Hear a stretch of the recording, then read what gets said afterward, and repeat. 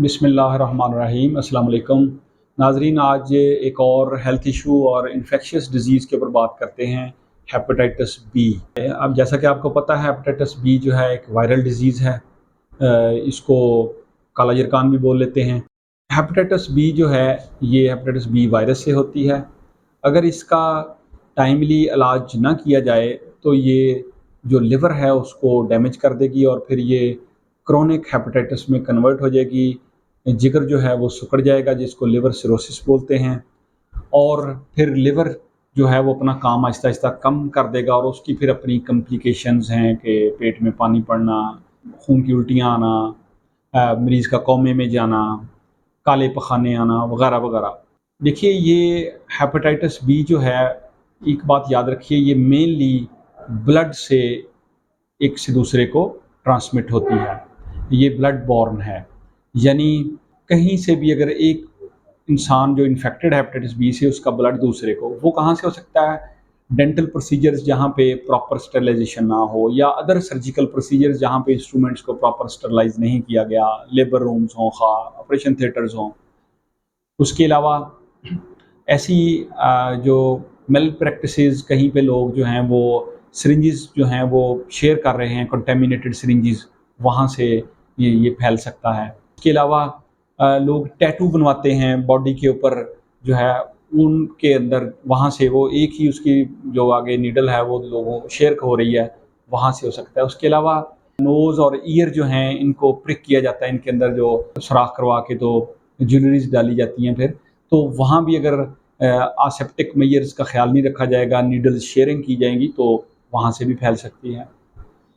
सो इसके जो ये कॉमन ज़राए हैं। उसके अलावा हजाम, जो बार्बर्स हैं, वहाँ पे अगर रेज़र की शेयरिंग हो रही है तो वहाँ से ये फैलता है। ये कॉमन हैं। उसके अलावा घर के अंदर अगर कहीं जिन घरों में हेपेटाइटिस बी का पेशेंट है, वहाँ पे भी अगर उस पर्सन को स्किन डिजीज़ है और स्किन में से ब्लड थोड़ा बहुत निकल रहा है, और वहाँ पे जो इकट्ठे घर में रहने वाले लोग हैं, मुख्तलिफ़ चीज़ों की शेयरिंग से, और इसी तरीके से जो कॉम्ब है, कंघी है, हेयर ब्रश है, फिर टूथ ब्रश है, अगर घर में पेशेंट है, और ये चीज़ें, इवन टॉवल का भी कहा जाता है जो तौलिया है, इन चीज़ों को शेयर किया जाएगा तो भी खदशा है कि एक से दूसरे में ये चला जाएगा, और जाएगा वो ब्लड के ही कंटेमिनेटेड ब्लड के अंदर, चूँकि वायरस है, और वो वहाँ से एक से दूसरे में शेयरिंग होने से वायरस ट्रांसमिट हो जाएगा।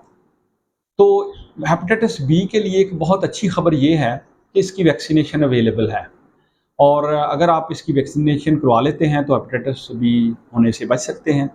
देखिए, वैक्सीन्स जो होती हैं वो बीमारी होने से पहले कारगर होती हैं, कि आपको अभी बीमारी नहीं लगी, उससे पहले अपने आप को वैक्सीनेट करवा लें, तो आप उससे बचे रहते हैं।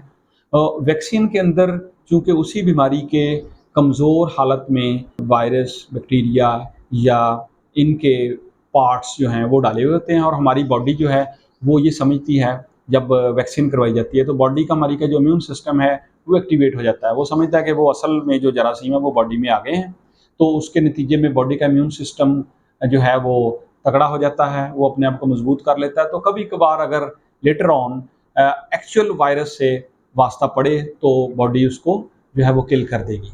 तो सो वैक्सीनेशन बहुत इंपॉर्टेंट है, और अब ये बहुत अच्छा हमारे पास टूल है कि सभी लोग इसकी वैक्सीनेशन करवाएं। तो इसके अंदर भी हाई रिस्क ग्रुप्स हैं कुछ, कि जिनको तो लाजमी करवानी चाहिए। उसमें नंबर वन के ऊपर हेल्थ प्रोफेशनल्स हैं, जो लोग मेडिकल फील्ड्स में हैं, हॉस्पिटल्स में, थिएटर्स में काम कर रहे हैं। उनको सबसे पहले अपने आप को वैक्सीनेट करवाने की ज़रूरत है। इसके बाद वो अफराद जिनके घर में कोई हेपेटाइटिस बी का पेशेंट है, उनको चाहिए कि बाकी के मेंबरान जो हैं वो भी वैक्सीनेशन करवाएं हेपेटाइटिस बी की। फिर थर्डली जो है, वो अफराद जो आईवी ड्रग यूज़र्स हैं, जो मनशियात का इस्तेमाल करते हैं इंजेक्शन से, चूँकि वहाँ भी लोग शेयरिंग करते हैं नीडल्स की, और उनकी हाइजीनिक कंडीशंस पुअर होती हैं, और लिविंग स्टैंडर्ड सब स्टैंडर्ड होते हैं, और इकोनॉमिक सिचुएशन पुअर होती है, वहाँ पे ये बहुत ज़्यादा ट्रांसमिट होती है एक से दूसरे को। तो वो जो एक हमारी हाई रिस्क पॉपुलेशन है, उनको भी वैक्सीनेट करने की ज़रूरत है। और अगर खुदा न खास्ता हेपेटाइटिस पॉजिटिव है, तो फिर उसका प्रॉपर पीसीआर टेस्ट भी करवाया जाए, और दीगर जो टेस्ट हैं डॉक्टर के मशवरे से होने के बाद उसका इलाज मौजूद है। इलाज के लिए डिफरेंट ड्रग्स होती हैं, तो ड्रग्स भी हैं, उसमें इंजेक्शंस भी अवेलेबल हैं, तो वो करवाने चाहिए इससे पहले कि लिवर को परमानेंट डैमेज हो जाए, तो वो करवा के वायरस को नेगेटिव किया जाए। सो अपना बहुत सा ख्याल रखिएगा। शुक्रिया।